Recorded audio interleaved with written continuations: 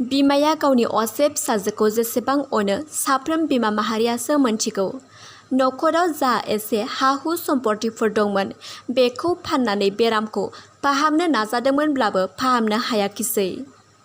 गोब्राब बेरामजों 3 दाननिफ्रायनो गोग्लैसोनानै दं। गावनि आंगो फिसाजोखौ फाहामथाय होनो थाखाय गोबां राङारि मदद नांगौ जानानै फैदों। चिरां जिल्ला रुनिकाटा VCDCनि बेन्दोङाव थानाय भुरथिनालि सा सालबारि गामिनि थागिबि थानेश्वर नार्जारि आरो नीरा नार्जारिनि असे फिसाजो थाखो 7आव फरायफुबाय थानाय आसागि नार्जारिया थांनाय 3 दानसोनिफ्राय हार्टनि जेंना आरो किडनि बुनाय बेरामजों नाख्रेबजानानै बिसनायाव गोग्लैनानै दं। आसागिनि बिमाया फोरमायनाय बादिब्ला फाहामथायनि थाखाय गोबां सोरखारि एबा सोरखारि नङै देहा फाहामसालिफोराव फाहामथाय होदोंमोनब्लाबो दिनैसिम फाहामथाय होनो हायाखिसै। लोगोसे न'नि हा-हु सम्पथिफोरखौ फानजोबनानै दा जेबो राहायानो गैलिया।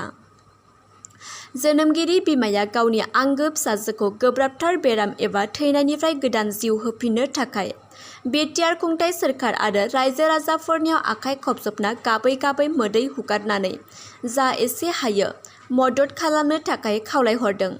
मदद खालामनो थाखाय गाहायाव होनाय जाबाय।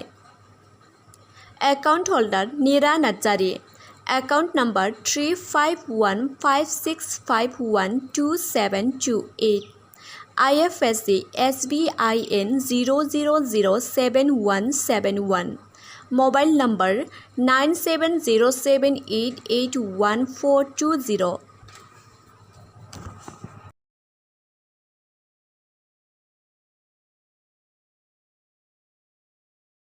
आंनि गथ' लोमजानाया दिनैसिम मास मोनथाम जाबाय।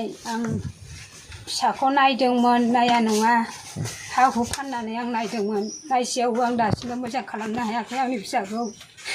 आंनि फिसाया 7आव फरायोमोन। ओरैनो फाहामथाय होनायाव बेसेबां खरस थांखो? दिनैसिम 2 लाख 3 लाखसो थाखा थांबाय। होनबाबो आं मोजां बेबस्थायाव आं लाबोनो हायाखै।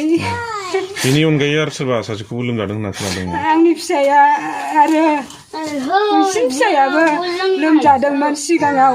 बे हामहांआवनो आरो नैबे आंनि फिसा देरसिना लोमजादों। सासे नङा सानै आंनि फिसाया लोमजादों। ओमफ्राय बेबस्था जेरैबो लामा आन्दायनायाव आं दिनै सरकारनिफ्राय एसे अनसुंथाइ लुगैदों आंनि फिसाखौ नायनो थाखाय। आंनि फिसाया गाबो सानानै सानहर जानोबो हाया, गारायबो दङ, खिथुआव गाराय जादों। उन्दुसोनानै थानाया दिनैसिम मास मोनथाम जाबाय आंनि फिसाया।